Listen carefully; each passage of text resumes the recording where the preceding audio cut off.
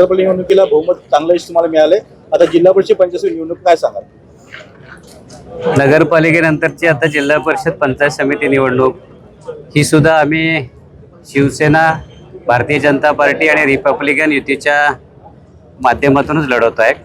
निश्चितपणे निवडणुकीच्या नगरपालिकेच्या निवडणुकीमुळे कार्यकर्त्यांचा विश्वास अधिक चांगल्या पद्धतीने तयार झालेला आहे.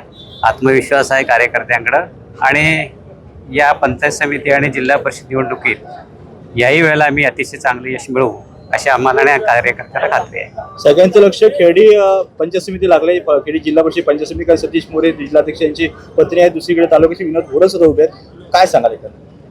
ते आमचे दोन्ही कार्यकर्ते सक्षम आहेत, चांगल्या पद्धतीने संघटनेचंही काम करतायत. जनमानसामध्ये एक वेगळ्या पद्धतीची त्यांची प्रतिमा आहे आणि खेर्डीची जनता निश्चितपणे यावेळी भारतीय जनता पार्टी आणि शिवसेनेच्या बाजूने कौल देतील हा मला आत्मविश्वास आहे. आत्ताभर उमेदवार समोर उभे असताना कधी कसं वाटतं खेर्डी?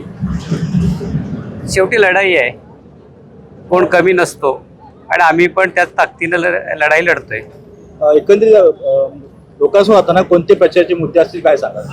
बाबा, गेले 8 वर्ष जिल्हा परिषद पंचायत समितीच्या निवडणुका झालेल्या नाहीत. ग्रामीण भागातले अनेक प्रश्न आहेत, म्हणजे वैयक्तिक गावागावांचे प्रश्न आहेत, तसे सार्वजनिकही प्रश्न मोठ्या प्रमाणात आहेत. रोजगाराचे प्रश्न आहेत, महिला भगिनींचे प्रश्न आहेत आणि यासाठी भारतीय जनता पक्षाच्या माध्यमातून आणि देवेंद्र फडणवीस साहेब यांच्या नेतृत्वाखाली आज महाराष्ट्रामध्ये जी घोडदौड सुरू आहे त्या घोडदौडीमध्ये जिल्हा परिषद आणि पंचायत समितीमध्ये जर भारतीय जनता पार्टी आणि शिवसेनेच्या युतीच्या उमेदवारांना जर संधी मिळाली तर निश्चितपणे जो गेल्या 8 वर्षाचा विकास थांबलेला आहे तो अधिक ताकदीनं आणि अधिक जोरकसपणे होईल याची आम्हा सगळ्यांना खात्री आहे. शेवटचा प्रश्न आहे, शिरगाव पंचायत समिती गणामध्ये आपली स्वतः घरातले व्यक्ती आहेत, मेहुणी आपली उभी आहे, काय सांगाल?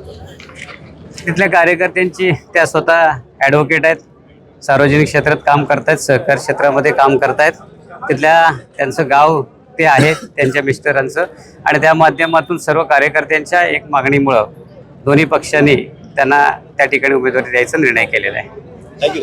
धन्यवाद. आपलंही सगळ्यांचं असंच सहकार्य जसं या अगोदर आम्हाला झालं तसंच यापुढच्या या निवडणुकीत राहो, त्यासाठी आपल्याही सर्वांना आणि मीडिया चॅनेलना आमच्या मनापासूनच्या शुभेच्छा आणि धन्यवाद.